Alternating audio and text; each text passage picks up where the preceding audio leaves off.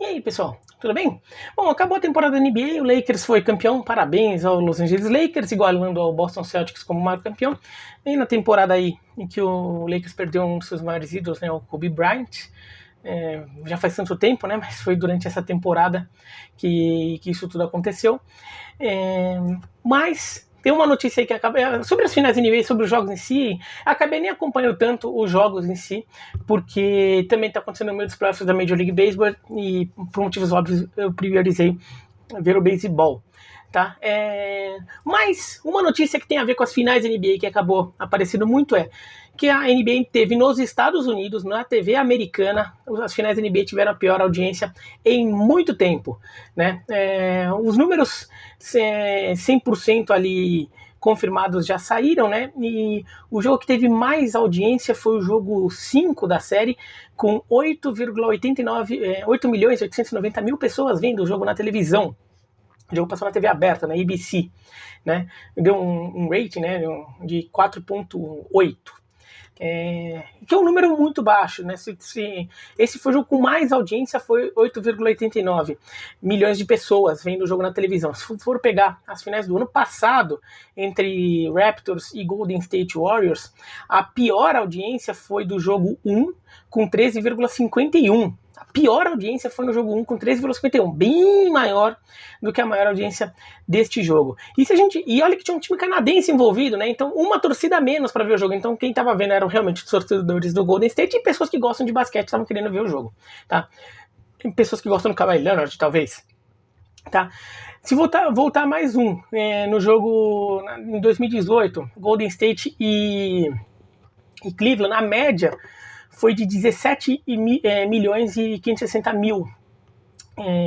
No ano anterior, Golden State Cleveland de novo, 20 milhões e 380 mil de média, né? Voltando mais, 20 milhões e 280 mil, quer dizer, sempre passando ali, ficando acima de 15 e, dependendo do caso, até em 20 milhões. Esses 20 milhões tem muito a ver também com o encontro entre LeBron James e Stephen Curry, né? Porque isso também mobiliza muita gente que talvez nem visse o jogo, mas fica curioso por toda a história, a narrativa que se cria do duelo das duas superestrelas. Se você tirar essas finais entre Golden State e Cleveland e voltar para antes disso, daí a audiência já cai ali para a média de uns 15, 16 milhões, que é uma média normal aí da NBA, mas nesse ano caiu bastante. A média aqui vai ficar na casa de 7 milhões. Tá? E daí muita gente já tem falado que isso é a NBA pagando por ficar fazendo manifestações contra o racismo, sei lá o quê, botando política nas transmissões. Isso pode ser até um fator, tá? Eu não descarto a possibilidade disso ser um fator. E até acho que algumas pessoas deixaram de ver, sim, as finais da NBA por causa disso. São pessoas ali que, de repente, são mais radicais contra o Black Lives Matter, tudo, e deixaram de ver. Agora, falar que é só isso é desconhecer muito como funciona a audiência da TV americana, sobretudo da NBA, e comparar coisas diferentes. Então, esse vídeo aqui é sobre a audiência da NBA aqui, para entender os números. Tá? E coisas que ajudam a explicar esse número mais baixo, até porque na verdade eu acho que não é uma coisa só, na verdade é a soma de vários fatores que fizeram a audiência cair tanto, tá? E eu já fiz alguns vídeos aqui falando de finais da NBA, de audiência dos esportes americanos, vou deixar aqui no final, aqui vai aparecer aqui do lado, tá? Primeiro, tem a questão aí que estão falando tanto do Black Lives Matter. Algumas pessoas podem ter ficado se sentindo ofendidas com aquilo e não querer ver. Acontece, e eu acho que algumas pessoas realmente deixaram. Isso pode ser um fator que ajude a baixar, mas não é só isso, tem mais coisa envolvida. Primeiro, tem uma questão histórica da NBA. A audiência da NBA, sobretudo nas finais, ela vai muito atrás das grandes estrelas, né? A audiência da NBA o basquete americano, o público quer ver muitas superestrelas. Em alguns casos, elas trazem mais audiência do que os times. Claro, o cara que torce pro time, ele tá vendo o jogo, independentemente do time. Ele quer ver o time dele, independentemente de quem esteja jogando, né? Agora, o público geral, aquele lá que não é torcedor de nenhum dos dois times envolvidos na final, ele se mobiliza muito mais para ver o jogo se tem um super duelo de estrelas do que um jogo normal. Porque a audiência da NBA vai muito atrás das estrelas, né? O LeBron James é uma figura muito grande. O LeBron James repercute, ele sozinho dá muito mais audiência que muitos times da NBA. Times que têm sua própria torcida. O LeBron James dá muito mais audiência que esses caras. O Stephen Curry dava muito mais audiência, né? Então, essas superestrelas fazem com que a audiência suba. E nessa final a gente não viu exatamente isso. O Jimmy Butler, nessa final, ele até começa a se consolidar, meio que se consolida, né? Nessa final, não, na bolha, até nessa temporada como um todo, e aí com o desfecho que o Miami Heat teve na temporada. Ele até passará a ser tratado como superestrela, então talvez mereça isso, mas ele ainda não é um sujeito que tem uma repercussão ali no público médio, aquele que não é tão fanático por NBA quanto, por exemplo, um Kevin Durant, quanto um Stephen Curry, quanto um LeBron James, quanto, sei lá, como era o Kobe Bryant, né, como o Kawhi Leonard, que estava criando toda uma história ali com o Toronto Raptors, né? Então, esse super duelo era visto como uma coisa meio desigual, isso desmobiliza um pouco, parte do público acaba não querendo ver, não aquele público fanático pro basquete, mas aquele público ocasional, que tá ali pensando, será que hoje eu vou ver? Hoje é legal, vai ouvir falar que, vai ter uma final legal, aqueles dois caras, eu sei que eles jogam bem, eu gosto um pouco, basquete é legal também, vou ver, hoje eu vou ver, né? Esse público ali, que ajuda, um público em volume, é importante esse tipo de participação. Essa final era vista como uma final muito desigual. Ela até se mostra menos desigual do que se imaginava, né? O Miami Heat vence 2 jogos, né? Dá um calor ali. Mas era visto desde o início como uma final muito desigual em que o Lakers acabaria ganhando em algum momento ou outro. Tanto que, inclusive, o melhor jogo, o jogo de mais audiência foi o jogo 5 e não o jogo 6. O jogo 5 que todo mundo achou que fosse sacramentar o título, e no final das contas é um jogo muito equilibrado e o Miami ganha. O jogo 6, quando o Lakers abre a vantagem e faz o que muita gente imaginava que ia fazer, que é ganhar o título, a audiência foi alta, foi a segunda maior audiência das finais, mas foi menos alta. Então, acho que isso é um fator ali, né? Talvez no ano que vem, se esse encontro volte a acontecer, de repente o Jimmy Butler já vai ter uma repercussão no público médio ali, no público ocasional, muito maior. Talvez muita gente já veja o Miami Heat como um competidor à altura, então talvez os números mudem. Então isso é um fator fundamental. Isso você pega como as piores audiências da NBA foram quando as finais tinham uma perspectiva de serem desequilibradas, então não tinha aquela coisa do super duelo, ou quando não tinha uma super estrela carismática em quadra.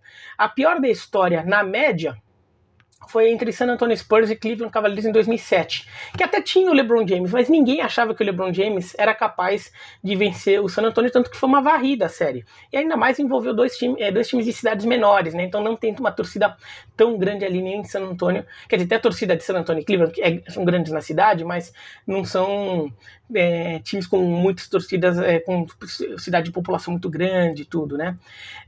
Outra audiência baixa da NBA, por exemplo, das finais da NBA, foi em 2005, com San Antonio e Detroit, uma final muito defensiva. O Tim Duncan é um super craque, mas ele não é uma figura tão carismática, porque ele é um cara quietão, na dele e tudo, né? O Detroit Pistons também era um time muito mais operário ali, não tinha uma super estrela carismática, a audiência também foi baixa. New Jersey Nets e San Antonio Spurs em 2003, Tim Duncan, né? Super craque, beleza, ninguém questiona, mas não é um cara super carismático. O Jason Kidd também não era, né? É uma super estrela, tudo, mas assim, não é aquele cara super carismático que tá em tudo quanto é propaganda, tá toda hora na televisão falando, que todo mundo quer saber dele, né? Então isso pauta a audiência. Mas tem uma outra questão ali que é fundamental para comparar a audiência da NBA.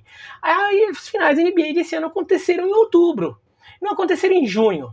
Então não dá para comparar a audiência de outubro com a audiência de junho, porque na TV americana é muito diferente. Junho é férias, então as televisões não estão passando